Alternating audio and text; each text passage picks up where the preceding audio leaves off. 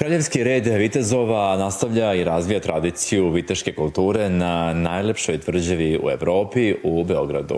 I ove godine organizuje Međunarodni festival viteštva Vitez Fest 2018 koji počinje večeras 20. marta otvaranjem prvog bijenala crkvene umetnosti u umetničkom paviljonu Cvijeta Zuzorić. Zatim se nastavlja nedeljom viteštva i na Lazarevu subotu i Cveti 31. marta i 1. aprila festivalom na Beogradskoj tvrđavi. Sve detalje o manifestaciji čućemo od Nemanje Nikolića iz protokola i logoteta Vitez Festa, zatim Kristine Gajić iz protokola programa i plemkinja, tačnije naša draga, a tu je i Stefan Vujičić, rukovodioc umetničkog sektora Resavske škole Vitez Festa. Dobro jutro i dobro jutro. Ajmo prvo da pojasnim vaše funkcije. Ništa nam ovdje nije jasno. Ajde od plemkinje da krenemo. Znamo što je plemkinja. Dobro, to znamo, to si pravo. To smo završili u školi. Za Kristinu smo rekli, ali ajde, evo Nemanja. Dobro jutro vama, dobro jutro Srbijo. Pa da, logotet je zapravo titula, da kažem zvanje, koje potiče iz Vizantije i na dvor u Srbiji je stigla po nekim izvorima u vreme kralja Milutina. To može da se protumači kao šef protokola. Visoki čin. Visoki čin. Šef kabineta. U svakom smislu visoki čin. Dobro. Šta je Stefan? On je okej. On je rukovodilac umetničkog sektora. Skapirali smo, čovek umetnik. Dobro. Sad, Bijenale crkvene umetnosti je nešto novo u okviru tradicionalnog Vitez Festa. Kada počinje i šta će moći da se vidi na ovom Bijenalu? Bijenale savremene crkvene umetnosti je prvo u istoriji ULUS-a, odnosno Udruženja likovnih umetnika Srbije. Znači, Vitez Fest to organizuje s upravnim odborom Udruženja likovnih umetnika Srbije u našoj najeminentnijoj galeriji u Srbiji, to je galerija Cvijeta Zuzorić. Žiri, znači, koji je prikupio radove, znači, sa fakulteta, studenta, profesora i tako dalje, je veoma ozbiljeno. To su ovi profesori Likovne akademije, Primenjene akademije, Akademije Srpske pravoslavne crkve. Radovi su prikupljeni, žiri je odabrao najbolje radove i upravo te najbolje radove, a u pitanju su radovi crkvene umetnosti, znači, ikone, freske, mozaici, vez i tako dalje. To će, znači, naši posjetitelji moći da vide već večeras na otvaranju u 19 sati i izložba će biti otvorena do 1. aprila.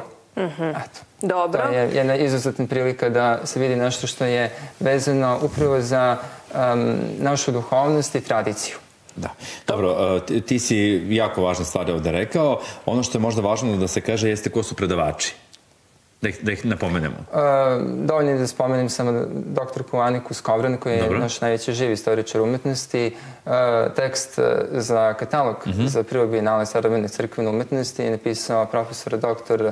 Mileta Pradanović, koji je inače prorektor Univerziteta umetnosti.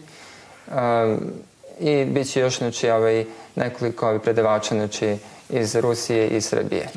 Vitez Fest počinje 31. marta, to je važno da se također kaže, na Vrbicu, uoči praznika Cveti, koja pada, ako se ne varam, 6. nedelje tako velikog časnog posta. Upravo tako, i nedelju dana pre pravoslavnog Vaskrsa. Vaskrsa, koji ove godine pada, ako se ne varam, 8. aprila. Da. Nemanja, sve znaš, sve znaš. Prvo je organizovan, jel tako, defile kroz Knez Mihajlovu ulicu. Ko će biti sve učesnici? Upravo tako. Izvinite, ali ja pre svega bih hteo da kažem da pod pokroviteljstvom njenog kraljevskog visočanstva kneginje Linde Karađorđević i njenih sinova prinčeva Mihajla i Đorđa, naravno sa blagoslovom patrijarha, u saradnji sa gradom Beogradom i gradskim institucijama i uz pomoć mnogobrojnih prijatelja, preduzeća i pojedinaca, Kraljevski red vitezova od 2004. godine organizuje multimedijalne viteške događaje na Beogradskoj tvrđavi. Ovo je 5. godina kako će pod ovim imenom, pod nazivom Vitez Fest, biti održan ovaj multimedijalni viteški festival. Kruna događaja su praznici Vrbica i Cveti, veliki hrišćanski praznici i to su praznici kojima se najviše raduju deca. Deca, zvončići, venčići. Upravo tako. Pa je samim tim i ovaj festival pre svega posvećen deci, a onda naravno i roditeljima, svim ljubiteljima viteške tradicije, kulture, umetnosti i takođe svim posetiocima našeg predivnog Belog grada. A na defileu u Knez Mihajlovu će biti sigurno mnogo dece sa zvončićima? Biće mnogo dece, biće mnogo vitezova, biće lukara, streličara, biće ljudi koji predstavljaju sve te radionice koje će izlagati na samom sajmu na Vitez Festu. Takođe će biti i muzičari, gajdaši, frulaši.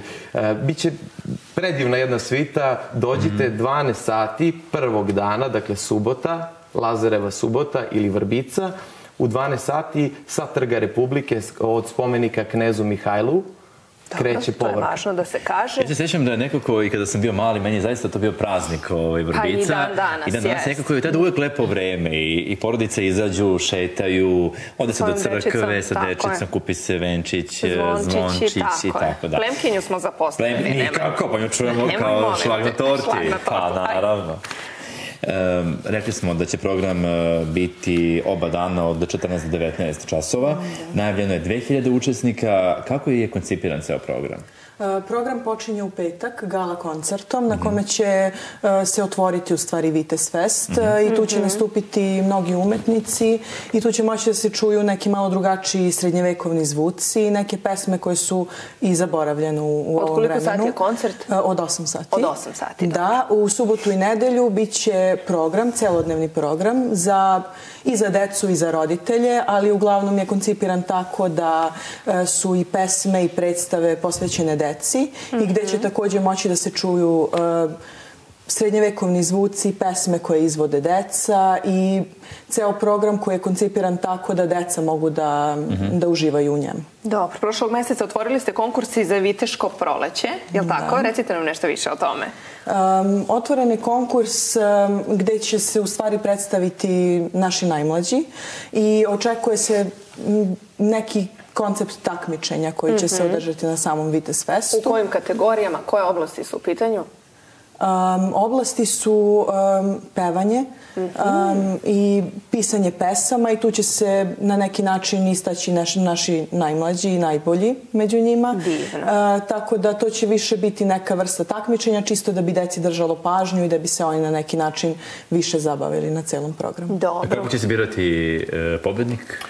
Imamo stručni žiri, ne bismo detalje otkrivali.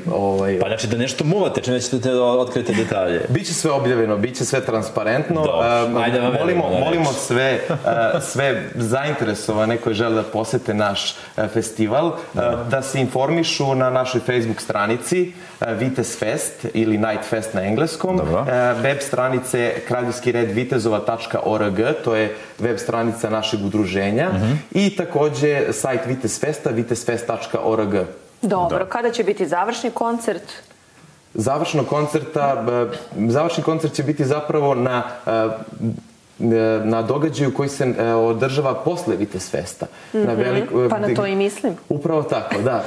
To svake godine menjamo i o tome će isto biti detalja i na samom sajtu i objavit ćemo to na samom festivalu. Iskreno, koliko dobro vladate ovom materijom, zaista ste me sada zaintrigirali da dođem i da ispratim sve ovo što ste nam pričali danas i nekako meni se to sviđa. Videli smo i ovoj pokrivalici.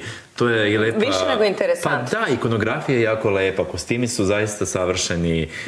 Cela ta nekako mi se priča dopada i bit će lepo vreme, to je važno. Nadamo se, kao i svake godine. Tako je svake godine, kaže nekako po tom pravilu je uvek lepo vreme za Lazarevu subotu. Ostaje nam da vam se zahvalimo što ste bili naši gosti. Nam je čast da nam plemkinja bude tu. Naravno, očekujemo vas ponovo u našem pitanju. Da, i umetnik. Nama je velika čast, izuzetno zadovoljstvo. Hvala što ste nas pozvali i vidimo se neki sledeći put. Danas je tek 20. znači imamo mi vremena da se vidimo još 10 dana. Apsolutno. Da to lepo utanačimo. Tako da utanačimo, onda dolazimo da ispratimo vaš rad. Doće naše kolege da to zabeleže. Tako je, hvala vam još jednom. Hvala, svako dobro.